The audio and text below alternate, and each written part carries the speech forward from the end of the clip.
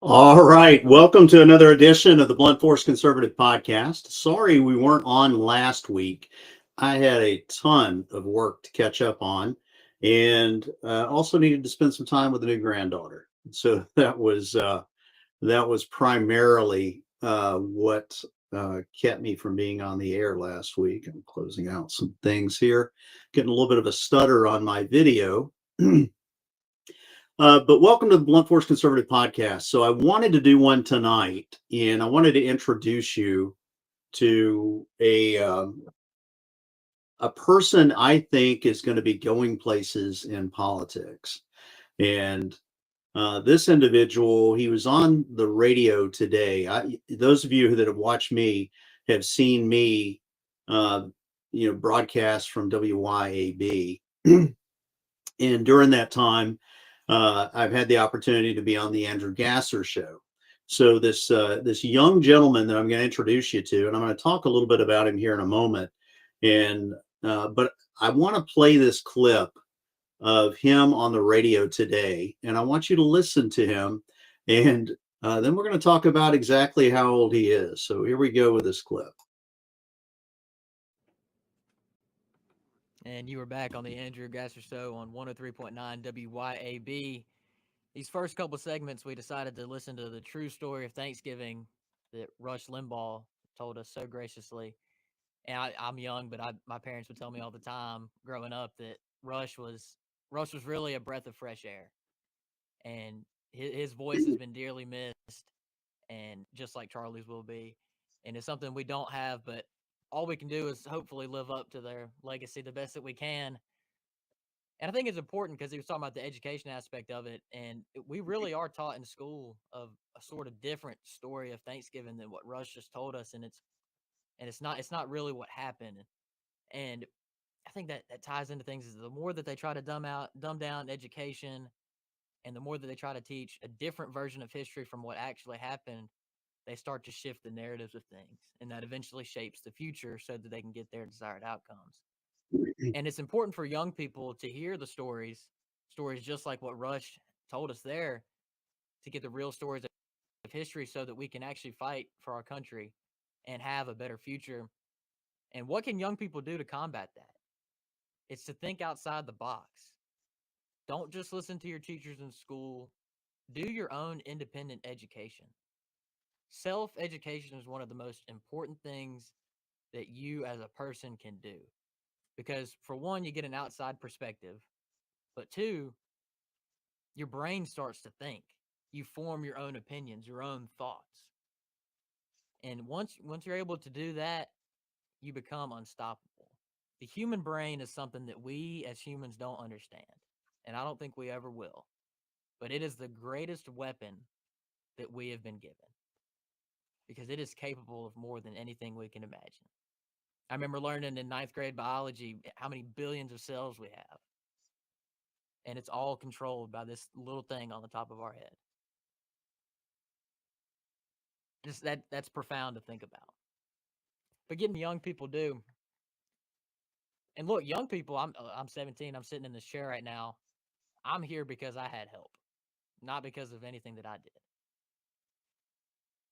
If our parents, whether it's Generation X, millennials are starting to get into it, even the boomers that are still clinging on to their power that they love. If you can help inspire, just like Brother Andrew does here, help inspire our youth to get involved, then this country's going to be on the right track.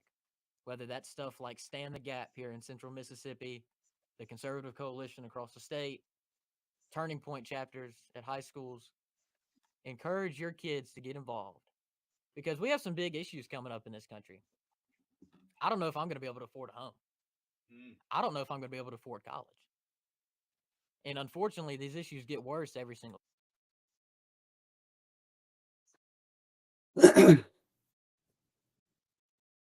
All right. That was my first guest for tonight. His name is Blake Bartlum. And Blake, you can find him on X right here, Blake Bartlum, at B Bartlum. And as you can see, he is 17 years old, which is amazing that the amount of recall that this individual has, the way he's able to articulate what he thinks, it is just amazing. I see great things with him. So right now, I am going to welcome in Mr. Blake Bartlam. I don't know if you were able to hear anything going on in the background when I was playing your video. Were you able to hear any of that? Yes, sir, I was. Okay. Well, I did a capture today. I use a software program called Snagit, and Snagit allows me I can capture any type of video. If I can see it on the screen, it will capture it. It'll capture images. It has some other utilities in there, but I've used it. Heck, I was using it 10 years before I even retired from the FBI, and I've been retired for almost 7 years now. Blake, welcome to the show. Thank you for having me. Folks, Blake is 17 years old, and I've just been amazed at how articulate you are. I talked to you earlier today, and he's the way you're able to express yourself in the things you do. I listened to you when you were hosting that last segment of the Andrew Gasser show today, and trying to flip your image here because I got your Trump 47 hat backwards. There we go. All right. So you handled it well. It took me about 4 or 5 times at sitting behind that board to figure out which buttons to push, do the timing, and all of that.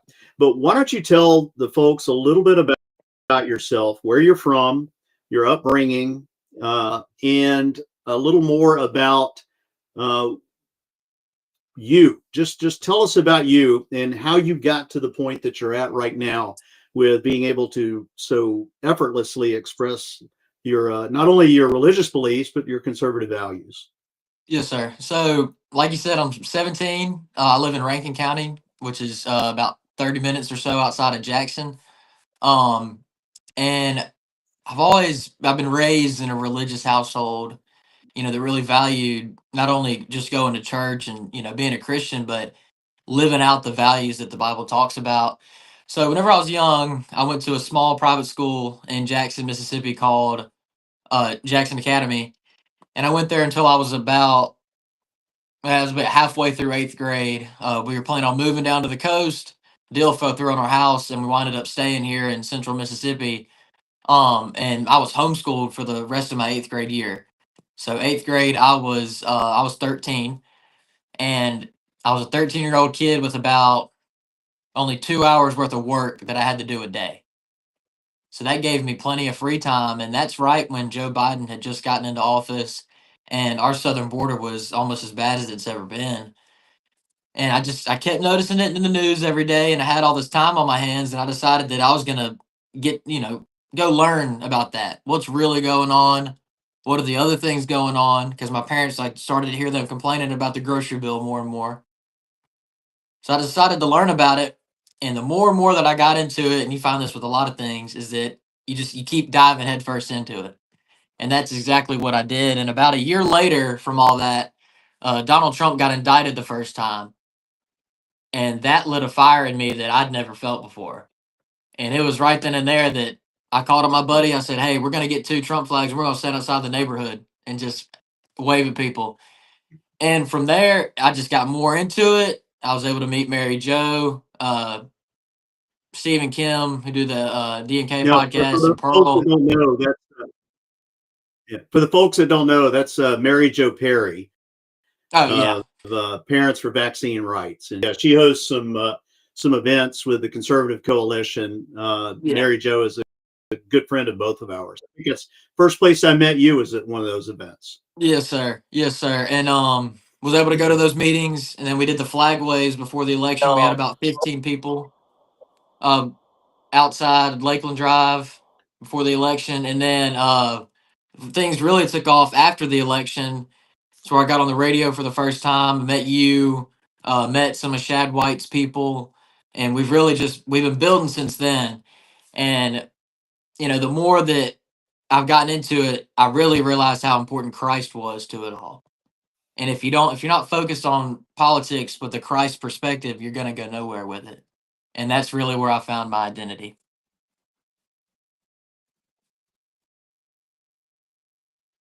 Now, you're obviously very strong in your conservative values, not just your faith. How have your fellow students reacted to you so openly expressing these conservative values? We keep hearing all these stories about the schools, woke individuals. I've had my confrontations in the county. Did you suffer any negative feedback when you started really expressing your views, maybe from not just from students but from administrators? Yeah, I have had some unpleasant interactions with people before, but it really goes a long way, and it's a somewhat corny expression, but it's true. Is that you kill people with kindness? Because a lot of people paint a picture of conservatives, and especially MAGA conservatives, as awful people, racist people. It's just not true. And whenever you treat people with kindness and you're willing to have a civil conversation with them and listen, it blows people away. And that is why some of my closest teachers that I've had, my AP US history teacher, and my mock trial coach, uh, they're the most liberal teachers I've ever had, but I'm the closest with them out of all my teachers at school. And it's because if you can have that dialogue, then that makes up for a lot. And they respect me for my opinions, and they've even acknowledged that I've been correct over these last year and a half or so about a lot of things. And students as well, is that if you're just kind to them, and it really just, we're all Americans, we're all the same. They just sort of set it to the side. But just as many negative people that disagree with me about it, I've had just as many positive agreements, and I've even helped inspire a lot of my closer friends to really pay attention to politics more. Well, I wish, and we'll talk about that here in a minute. People think that Mississippi is this deep red state, that it's true blue conservative, that and I've had these conversations with people that we're not. We're a purple state based on legislation and the things that a lot of our elected representatives do at both state and the federal level. But I tell people, yes, Trump overwhelmingly reelected here. All of our statewide offices are Republican here. Republican sometimes in name only. I see it, what I tell people is you have to look at what they do, not what they say.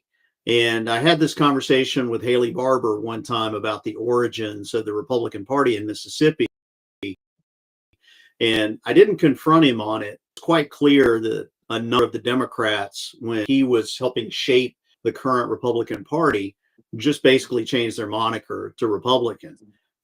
He said it is about demographics. So you're still representing the same people. You just take on the other monikers, similar to what happened in my home state of Alabama, which is we had Richard Shelby, who was a senator, Katie Britt's the current senator that took over for him, but he was a Democrat up until it was at probably the second time I voted, which was for Reagan, for his reelection.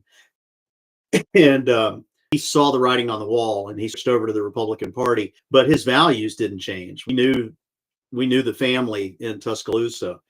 So is that something similar to at your age with your peer group?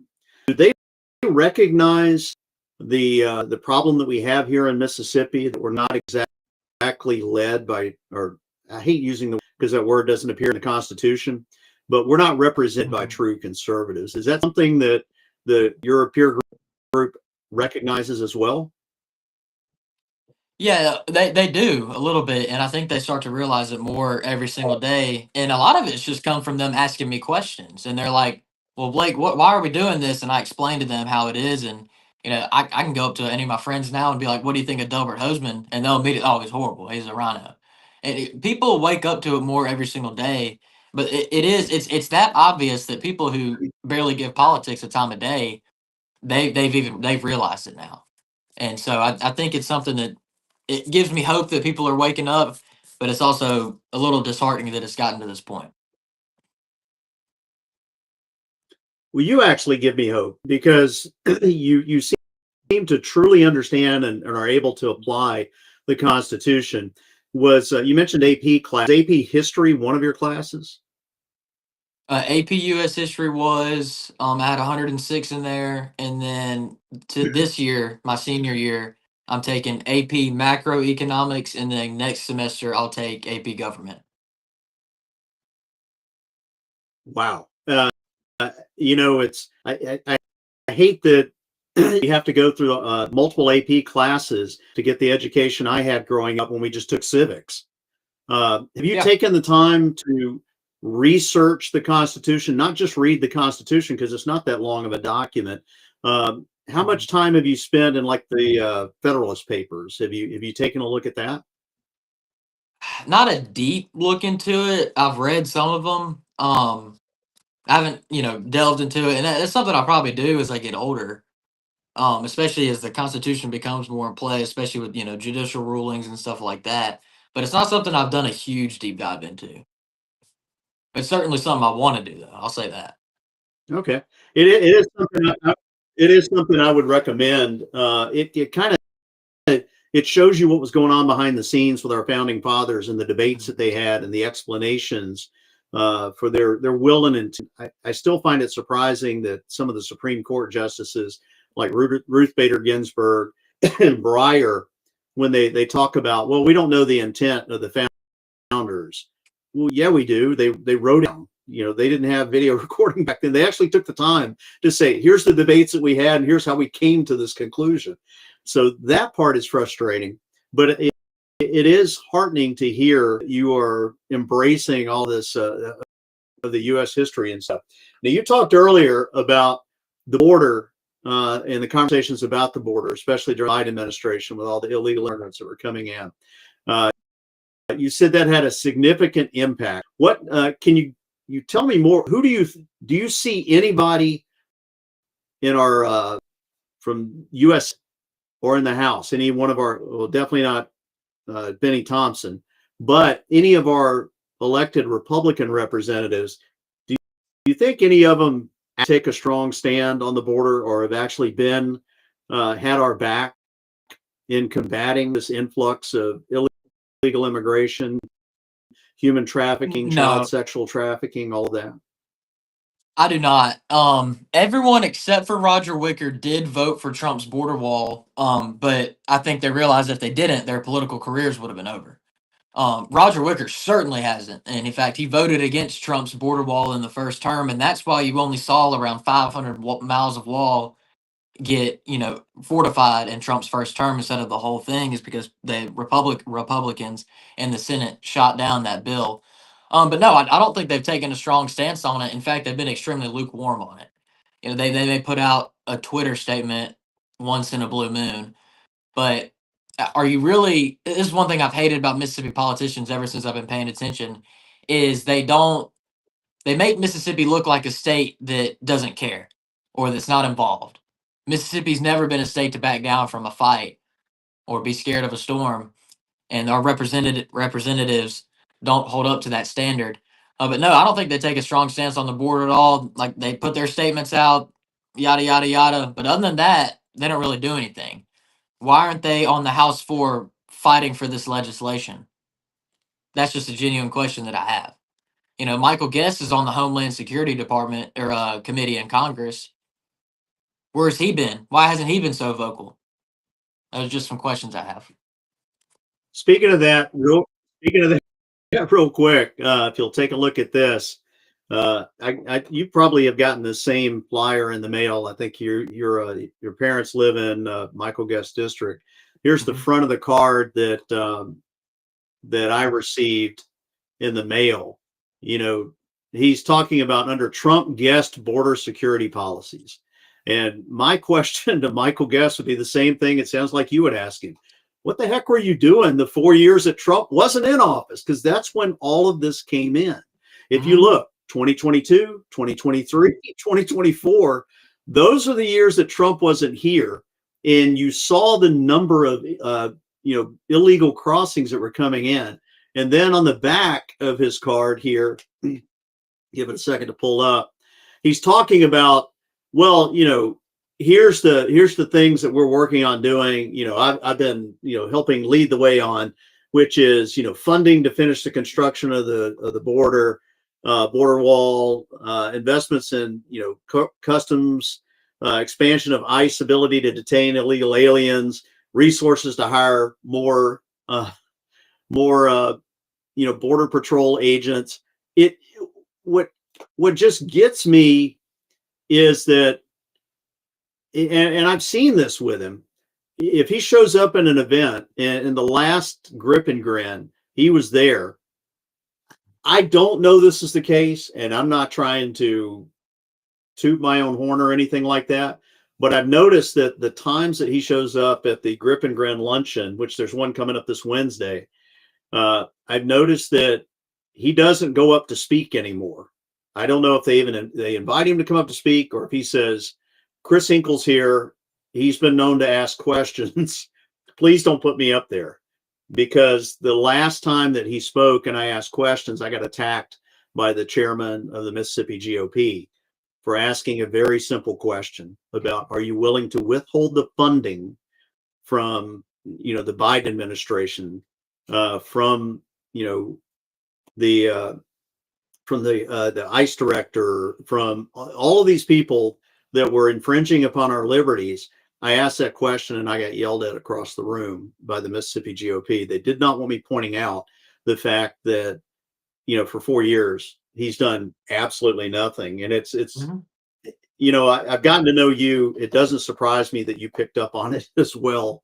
That Michael Guest is, I don't want to say he's an empty suit. He does take some actions when he's directed to. He did ensure that a Republican seat in the state of New York flipped to Democrat when he helped oust George Santos. Yep. And then he did work toward releasing information on Matt Gaetz. And I had conversations with him. Michael and I do speak. He is civil. We're cordial with each other. But he knows exactly how I feel about him, that he hasn't been representing his constituents here. I do think he's kind of a weak politician. I've had some conversations with some other elected representatives in the Congress, and they fall into three categories. They either don't know who he is, or they know who he is and they don't like him, or they know who he is and they're like, that's pretty much it. That's the only feedback that I got. What is something that I listened to you on the radio today, and you were talking about your generation that's coming up now? You guys are going to be taking the helm of this. And I didn't hold it against you when you were talking about boomers holding on to their power, because I am a boomer. I was born in 1964, so I was 48 to 64 is the boomer generation, but I don't hold that against you. It just like I don't look at your group. What are you? Is it? I guess a Zoomer. Yeah. Zoomer. Okay. I can't keep up with all of that. I years boomer until I sat down with my mom and dad and kind of figured it out. And I think I was probably in my 20s or 30s before I even looked at myself as a boomer. But it is heartening to hear when you speak up and speak out.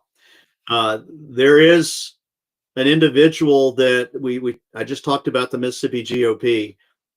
I'm a blunt guy, so I don't expect you to be blunt like me. I've already been on this earth over 61 years. I don't have a problem with telling somebody exactly how I feel. I'm not rude about it. I operate that way. If somebody doesn't like me, tell me why you don't like me. Maybe we find out that you're mistaken. Maybe you're justified in why you don't like me. If you think I don't like you, ask me about it. I will tell you if I don't like you. And if I don't like you, I'll tell you specifically why, so that we can move beyond it. I just don't really have a lot to deal with the petty stuff, but that's me. I'm getting older now.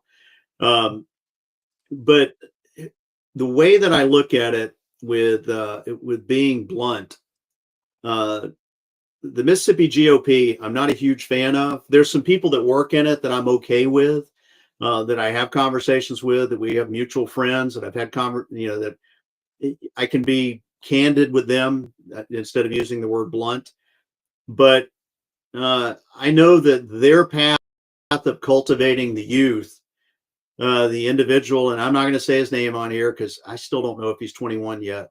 But I told Andrew this, and I told a number of other people this. I would pay money to watch you debate that individual from the Mississippi GOP about what true conservatism is.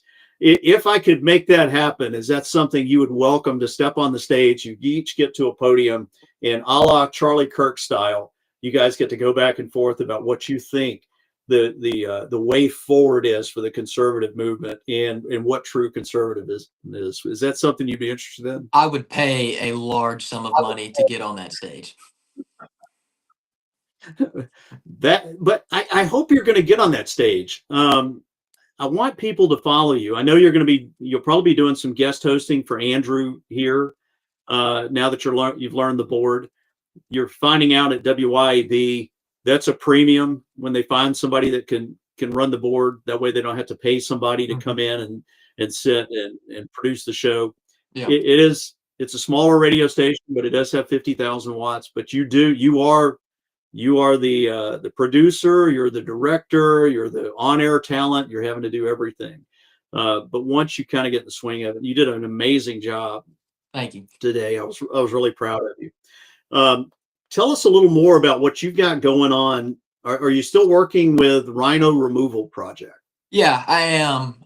We're making some headway. I got my debit card in the mail this past week from them, so I have my own state Mississippi bank account with them, so I can start fundraising for that. And we're starting to get our feet wet, really just building our foundation before the midterms, and especially here in the state, 2027 is a huge year for elections. We're doing some good work there. They had to do some restructuring because Leo unfortunately got sick. But yeah, I'm doing work with them. And then the Conservative Coalition has actually just created a youth arm called Stand the Gap with Chris Tapia.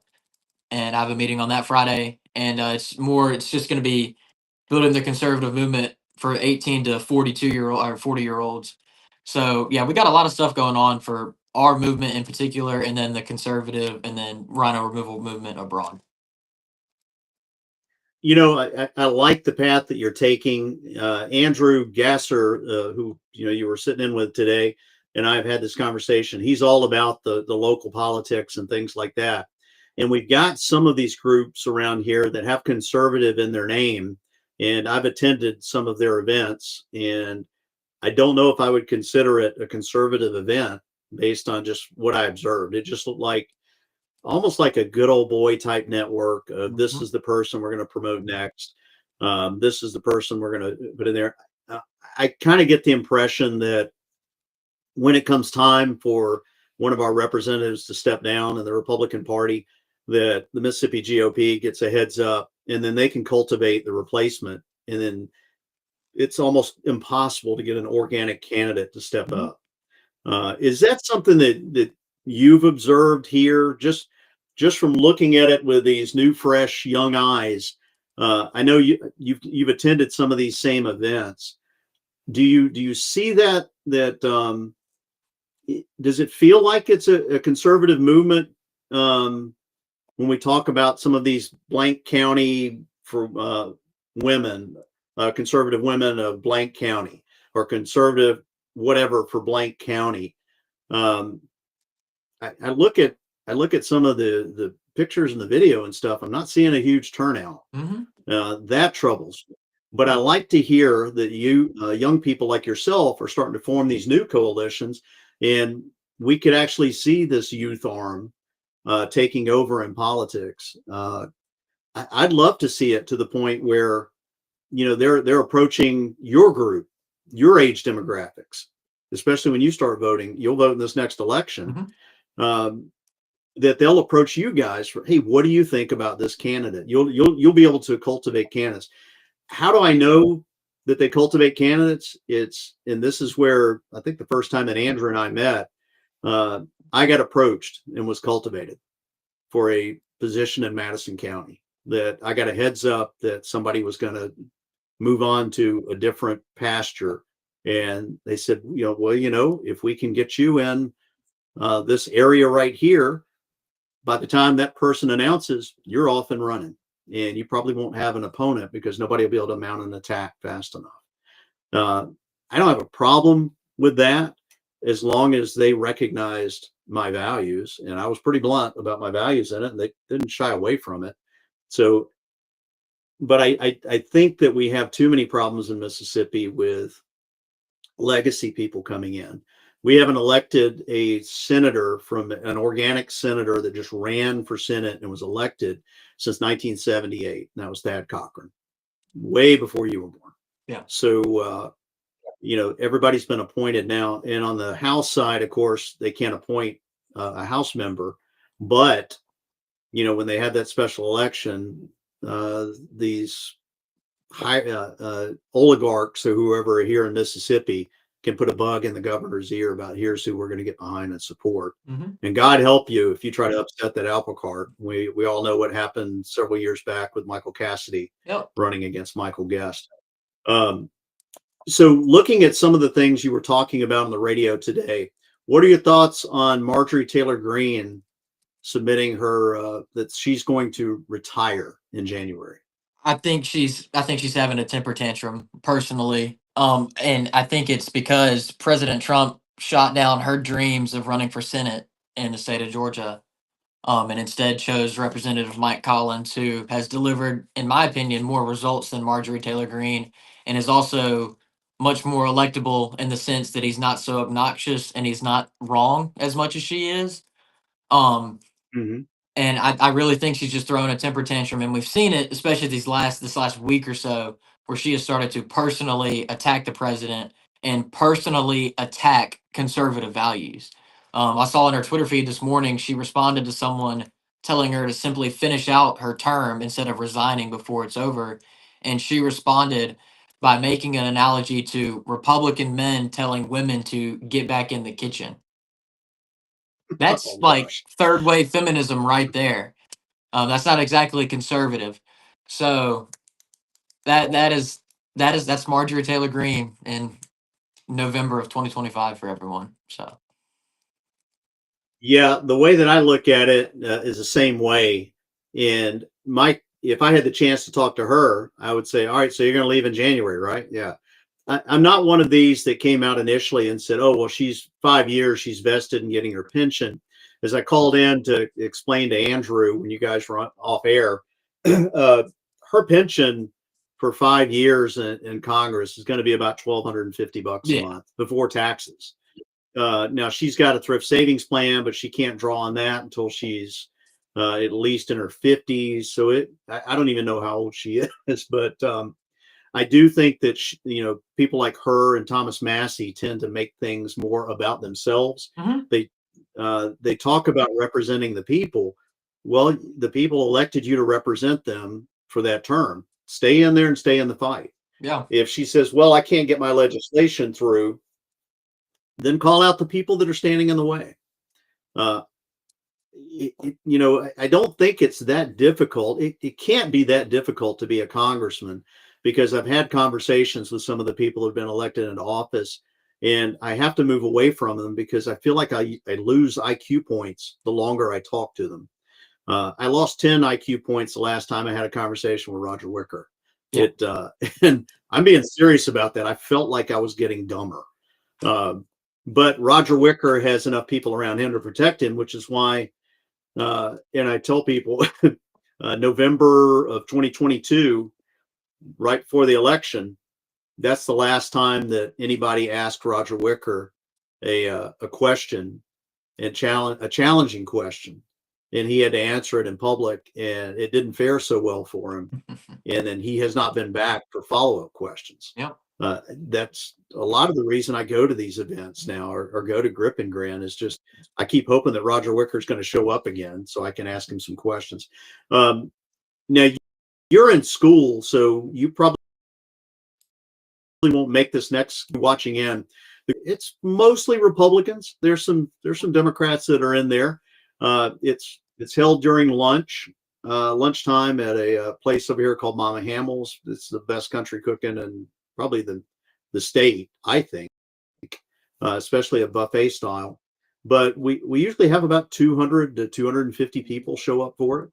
And I think this Wednesday, I'm being told that Tate Reeves is going to speak, the governor. Oh, wow.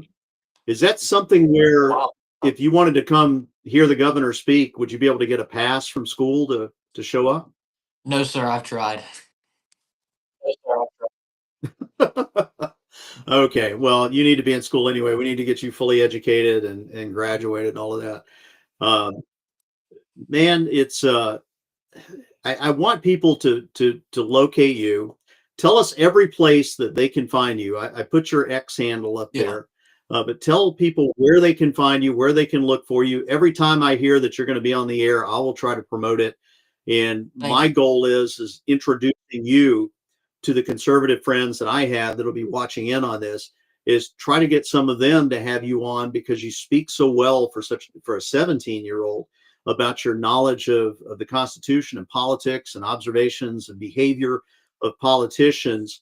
I mean, I'm going to introduce you to some people, and hopefully they could bring you in and grill you as well. They may not be as gentle with you as I'm being right now during this podcast, but I wanted them to meet you. Tell us a little bit more about where they can find you. Yeah, like you said, you put my X up there at B Bartlam on X or Twitter, whatever you call it. And then Blake Bartlam, so BlakeBartlam on Facebook, TikTok, and then MS for Trump on YouTube. That's anonymous because I'm not 18 yet, and I've gotten death threats on there. So that is MS, the state abbreviation, and then FOR, and then Trump on YouTube. We have about 30,000 on there. So yeah, that's all the places you can find me. Yeah, I first learned of you when you started doing the flag wave stuff. I'm like, who is this? It keeps popping up saying they're doing a flag wave. And I've seen where there's very few people out there during a flag wave, and I've seen some that have been well attended. What's the biggest crowd that you guys have drawn for the flag waves? I think 15 to 20. And that was the Saturday right before the election last year. Okay. Yeah. Yeah, that's something here that they think Mississippi's this, blood red conservative state, but trying to get people to go to the polls. I think I saw something about only like 8% of the voting age population actually voted in that last election. I'm hoping we can get more in this next one. We had a special election here in Rankin County a few weeks ago, and then we'll have it next week. We'll have the runoff. I think we had, I want to say it was not, I don't even think 10,000 people voted, at least in District 2. Yeah, and that's horrible. So, and that's we got to change that. The other thing we've got to get fixed too is the way things are managed here in Mississippi, and I've got to talk. I was hoping he was going to be at the last Grip and Grin. I got to talk to Michael Watson. I've been here since 2006. I have not missed an election since 2006. I voted absentee once because I was going to be out of the country, and I went and put my ballot in. I went to the court, up to the county office, and did that. And I showed up for the poll for this judge's race to vote right up from my house, and they couldn't find me. They said, "Oh, well, you were removed from the voter rolls probably because you're inactive." How am I inactive after 20 years of voting? And even the people that worked in the poll recognize me every time I come in. Yeah, because I usually try to go and engage with just talking pleasantries and joking around and stuff with people to try to make a connection. But they told me that, well, we have to verify residences and things like that. Have you moved? I said, no, not in 20 years. What's interesting is my wife lives here. She didn't get removed from the voter rolls, but I did. And I know that she's missed some votes, but I have not. So I don't think there's anything nefarious in there. But until we disprove it, that's one of the options on the table. And it certainly makes you wonder. Certainly makes you wonder. You may find that out the more vocal that you are out there. Yeah, and I mean, I think it's a clear example because anyone who knows Mississippi knows that probably about half the voting precincts in Hinds County haven't seen a poll watcher maybe since the 60s. And you're kidding yourself if you think all of the stuff that goes on in Southwest Hinds County is legitimate. It's just probably not. No. But Lynn Finch and Michael Watson haven't really done a whole lot about it. And whenever you call them out on it, like Shad White or others in the conservative movement across the state, you get frowned upon or you get your funding taken away. So that's just more of the state of Mississippi that we've talked about forever. So, but hopefully we're fixing that. Yeah. So one last thing before I let you go. You brought up you really pushed the draft Shad White. Tell us why Shad White should be the next governor of Mississippi. Well, his main key principles that he talks about, and this is what they've told me, is that he really cares about, for one, our funding, which, the legislative branch has the power of the purse, and that's both true federally and at the state level.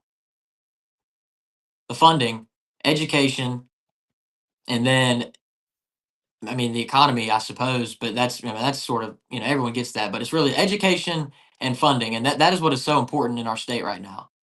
Is our education numbers have gone up, but they can be great.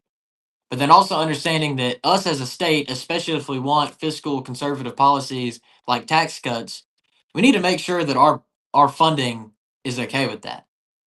We don't need to be wasting money on, they found that nonprofits were spending millions of dollars on lesbian quinceañeras. I don't want my tax dollars going to that. Yeah. They found millions of dollars going to that. They found hundreds of millions of dollars going to DEI across Mississippi State, Ole Miss, and I think Southern as well. And that's the real reasons that I push Shad White so much, is because I believe that if you want a good conservative, and he's stood up to the establishment more than any politician in the state, at least in a statewide office. He took Phil Bryant and Brett Favre to court over the welfare scandal. That's significant. And I haven't seen him get bought by any money. I have seen Andy Gibson get bought by money whenever it came to the pesticide bill. Delbert Hoseman certainly got bought. Lynn Finch has certainly got bought. So and Tommy Duff, and I've seen them get bought. I have not seen Shad White get bought or moved by money. And in fact, he has tried to take money from people that waste it. And that's one thing. That's why I really push him so hard. And I think if you want a good conservative who wants to change the fabric and the mindset of the GOP, it's him. The only problem I have with Shad White, and I've had some conversations with him in person, and I've had some DMs with him, is he almost looks younger than you. He looks like a small kid, but he is very steadfast. Sunlight is the best disinfectant. Mm-hmm. And I do think that, the things that he's done to expose, some of the problems with spending here. You were talking about funding and tax dollars. What are your thoughts? And I want to see if a 17-year-old actually understands this. What are your thoughts on property taxes? Should they go away, or is it something that's necessary that we need? What if it goes away? Do you have an idea what would replace it? I think that property taxes should be severely lowered, if not cut out, if we can find a way to make up that money. But at the bare minimum, they need to be lowered because, you're paying the government for land that you've already paid off. I think that's horrible. It's horrendous, especially whenever you consider that the people that are going to have to pay those property taxes are likely retired and they're on a fixed income, whether that be Social Security or something else like bonds. And that's also money that's been affected by the same government that's taxing them again on the property that they've already paid for, and we're taxed on the money that they used to pay for it. So it's just a whole conundrum of taxes. But I think at the bare minimum needs to be severely lowered. Do you guys have these conversations in the high school? Is there an open debate and dialogue? You mentioned some of your teachers are probably on the left side of the aisle. That's typically what happens in the education system. Is it open enough at Rankin County High School that you can actually have those open conversations without any fear of reprisal? More of those conversations with my teachers happen one-on-one. The most conservative teacher I've ever had, who was my AP Econ teacher, Mr. Sweeney. He's awesome. He's hilarious as well. He is more open to the like class dialogue. Most of my conversations with my liberal and progressive teachers have happened one-on-one because they've typically been in a class where if I was outspoken enough about it, I would get a talking to. So most of those conversations happen one on one. But Mr. Sweeney has allowed for a class to have an open discussion about things, and sometimes stuff like that is brought up. We've talked about taxes. We've talked about interest rates. We've talked about a bunch of stuff. I think we even talked about illegal immigration in there one time. So we've talked about a bunch of stuff in there, and so it's somewhat there, but it's not completely there. Okay. Well, I mean, that is heartening as well. Well, Blake, I appreciate you coming on Yes, this sir. last minute today. What you got planned for Thanksgiving tomorrow? We're just me, my mom, and my dad are gonna eat some food here, maybe watch a little football, and then I'm probably gonna get some rest because I've been going 100 miles an hour this last week, even though I've been off of school. Yeah, same here. I'm looking forward to getting into my food coma. My wife has cooked up 2 turkeys. We've already cut one of them up. The other one's going to be cooked in the morning. My dad, my brother-in-law, my sister, my nephew all just got into town tonight, so they're down the hall from here. So I'm looking forward to spending time with them. And I saw Go Gators. So you're a Florida fan? Yes, sir. Why are you a Florida fan? My dad's family's from South Georgia, North Florida, outside of Okay. hour outside of Tallahassee, so that's where that comes from. Okay. All right. Well, I guess you guys are hoping that you win the Lane Kiffin lottery. I'm praying to God that we do because I don't know what we're gonna do if we don't get it. Yeah, we're it's I've as you can tell, I'm an Alabama fan. If you saw our bonus room upstairs, it's all crimson and white and pictures and stuff from decades of Alabama fan stuff. Um, I would love to see Lane down there. I mean, he grew up loving Coach Spurrier. That's why he uses the Yep. visor and all of that. Yeah. I, I am not a fan of Baton Rouge. Me either. I don't dislike LSU, but just the crime rate and all of that. I think that things are better in Gainesville for him to be there. I'd love to have him back as our offensive coordinator someday. Although Ryan Grubb's pretty good that we got right now. So Florida is playing who this weekend? Florida State. Florida State. Okay. Oh, I'll be pulling for Florida, especially after Florida State. When people talk to me about, I can't believe you guys lost to Florida State. They're not even going to make a bowl. There's a difference, and you'll learn this as you get older about the legacy of Alabama. We are everybody's national championship game, their Super Bowl, and even the Florida State coach said we game planned all year long for that opening game. That's the game we planned for. Yeah. So that's usually what ends up happening with us. I think I don't think we'll have too difficult of a time with Auburn. I can't wait to the SEC championship game. I'm thinking it's probably going to be Texas A&M, unless Texas A&M loses to Texas. Then I think we play Georgia. Yeah, and then I think if something really funky happens, you'll play Ole Miss.